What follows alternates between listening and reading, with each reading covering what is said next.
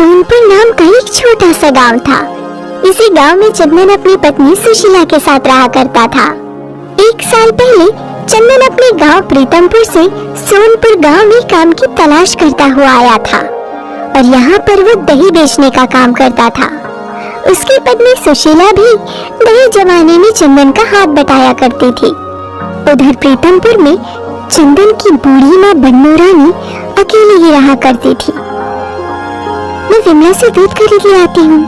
कल के लिए दही जमाने के लिए दूध खत्म हो गया है। हाँ भाग्यवान, ये काम तो पहले से कर लेना था। कहीं दूध खत्म हो गया तो हमारी तो कल की आमदनी अठन्नी रह जाएगी। अरे ऐसा नहीं है, वो गर्मी के दिन आ गए हैं और दूध खराब होने का डर रहता है। और विमला बहन की दुकान पर फ्रिज है ना, इसलिए देरी से लेने जाती हूँ। अरे वाह मेरी समझदार पत्नी। ठीक है, अब और देर मत करो, इस बार हम फ्रिज ले लेंगे, फिर कोई दिक्कत नहीं होगी।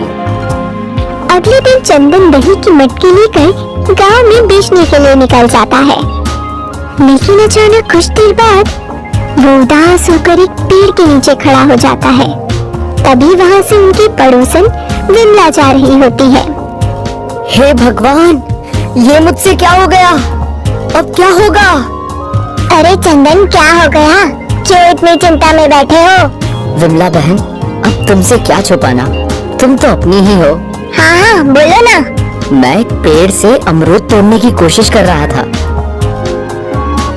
बहुत कोशिश की, नहीं टूटा। हाँ तो फिर मैंने पत्थर मार मार कर कोशिश की, पर अमरूद फिर भी नहीं टूटा। हाँ तो भूख लगी है तो मेरे यहाँ चलो ना, अमरूद तो मेरे यहाँ पर भी है। इतनी सी बात के लिए इतना क्या सोचना? नहीं बहन, बात ये नहीं है, तू समझ नहीं रही। तो तुम साफ साफ बोलो ना। जो मैंने पत्थर मारे ना, उससे अमरूद तो नहीं टूटा, पर उससे एक बिल्ली मर गई। है? क्या? सच? अरे ये तो अच्छा नहीं हुआ। वो ही तो बात है, मेरे हाथ से कोई मर गया और वो भी बिल्ली। हाँ, बिल्ली का मरना अशुभ माना जाता है।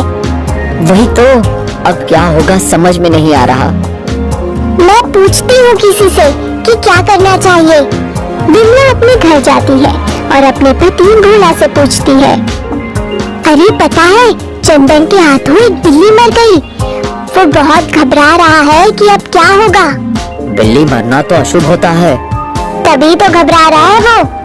चलो मैं ही पूछती हूँ किसी से। उधर जब ये बात सुशीला को पता चलती है तो वो घबरा जाती है और वो मंदिर के पंडित के पास जाती है। अरे राम, हे भगवान, ये तो काफी बुरा हुआ। चंदन के सर पे पाप चढ़ सकता है।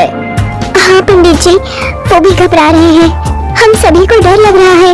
अब आप ही बताइए कोई उपाय। देखो बहन, अब पाप इतना बड़ा हुआ है तो इसका प्रायश्चित भी अच्छे से करना होगा।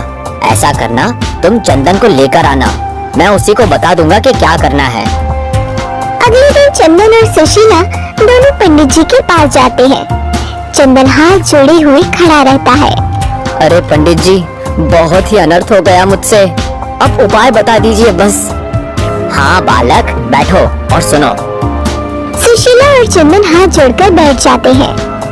देखो, सबसे पहले कुछ दान करना होगा, उसमें कोई कंजूसी मत करना।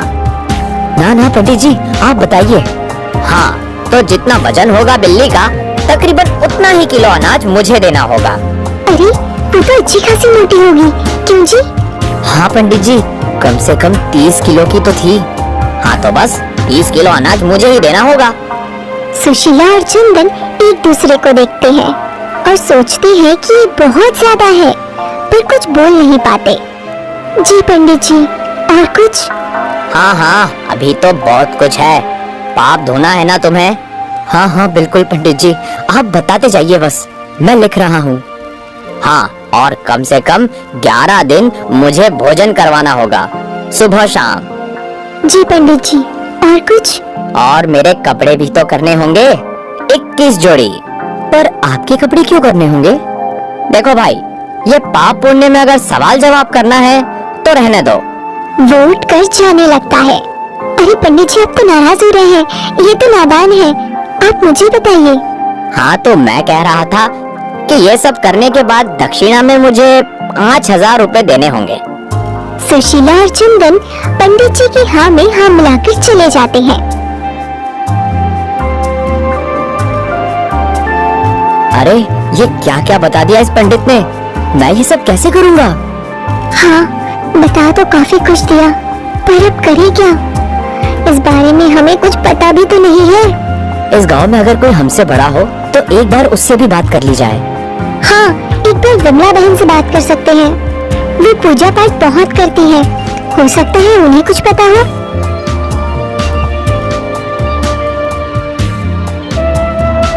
दोनों विमला के पास जाते हैं और सारी बात बताते हैं, लेकिन उसे इस बारे में ज्यादा कुछ नहीं पता था। दोनों उदास मन से घर वापस आ रहे होते हैं कि तभी चंदन देखता है कि उसकी बूढ़ी माँ बन्नो रानी टांगे से उसके घर तरफ आ रही है।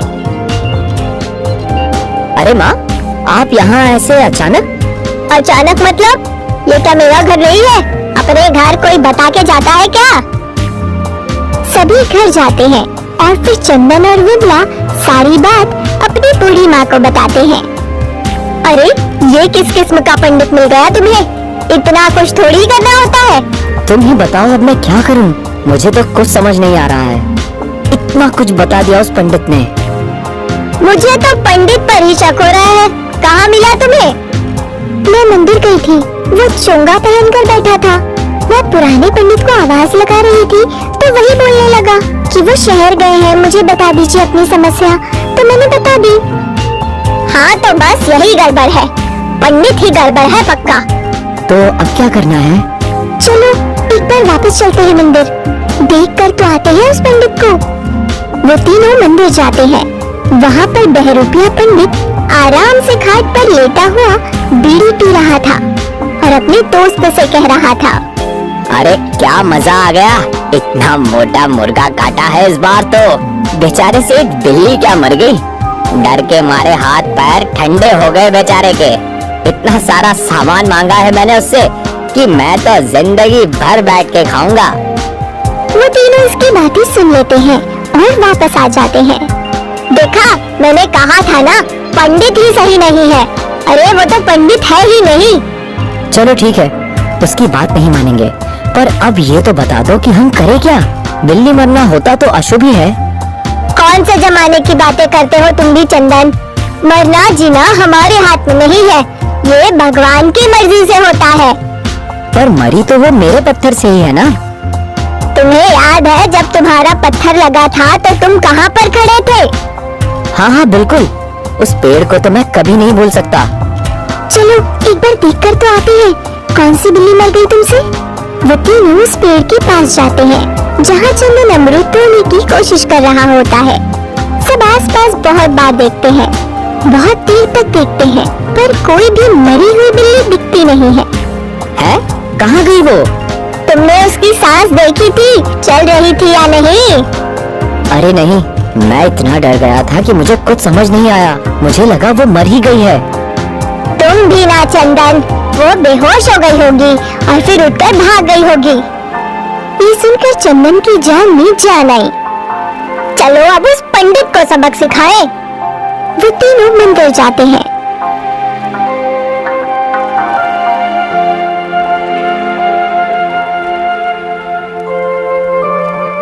अरे जजमान, ले आए सारा सामान? हाँ हाँ बिल्कुल, सारा ले आए। वो तीनों अपने पीछे से एक एक डंडा निकालते हैं और उसकी खूब पिटाई करते हैं।